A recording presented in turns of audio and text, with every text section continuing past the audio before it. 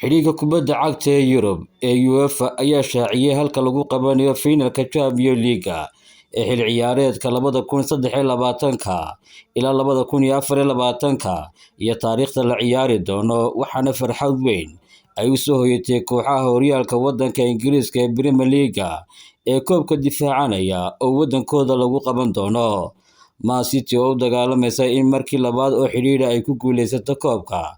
ayuu go'aankan UEFA si gaar ah uga farxiyay, sababtoo ah waxa haddii finalka ay yimaadaan ay heli doonaan taageerayaal ka badan intii hore, sababtoo ah garoonka Wembley ayaa lagu ciyaari doonaa. Real Madrid ayaa ah kooxda keliya ee difaacatay horyaalka naadiyada Yurub ee Champions League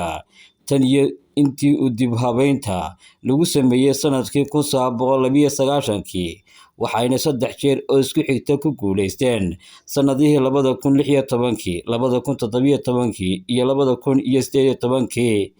Man City ayaa doonaysa inay raacdo raadkaasi oo ay noqoto kooxdii labaad ee difaacanaysa horyaalka ugu qiimaha badan qaaradda Yurub. Xiriirka kubadda cagta Yurub hore ayuu u sii qoondeeyay in Wembley uu noqonayo garoonka lagu ciyaarayo finalka, laakiin waxaa la sugayay waqtiga, sida taariikhda iyo maalinta, taas oo ay hadda UEFA xaqiijisay.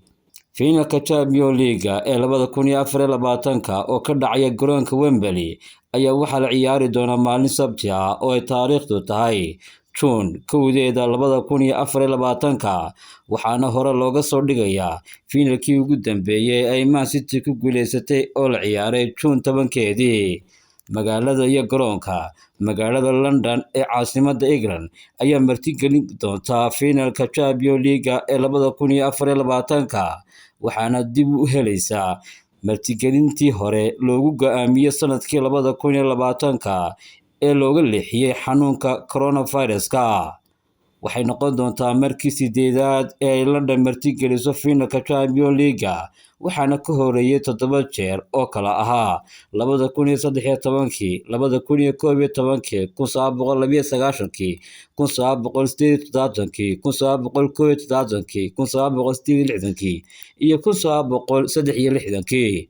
Garoonka Wembley ayaa loo doortay oo lagu ciyaari doonaa markii 3aad ee finalka Champions League tan iyo intii dib u dhiska lagu sameeyay.